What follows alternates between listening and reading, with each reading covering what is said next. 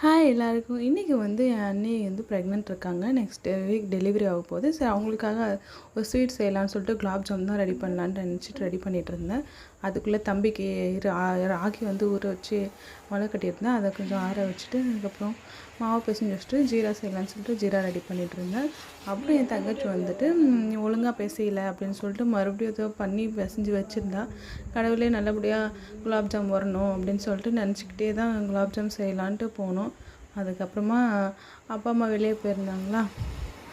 எங்கள் அப்பா அம்மா வந்து வெளியே போயிருந்தாங்க. ஃபோன் பண்ணி கேட்டாங்க என்ன தடவை வாங்கிட்டு வரணுமான்னு சொல்லிட்டு. நாங்களும் கொஞ்சம் எக் பப்ஸு அப்புறம் இந்த ராகி ரொட்டியெல்லாம் வாங்கிட்டு வந்தாங்க. கொஞ்சம் சாப்பிட்டு அதுக்கப்புறம் செய்யலான்னு சொல்லிட்டு ரெடி பண்ணிட்டோம்.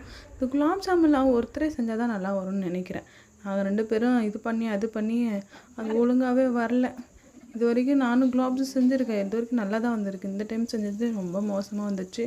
ஒன்று கூட ஷேப்பாக அதுதான் கொஞ்சம்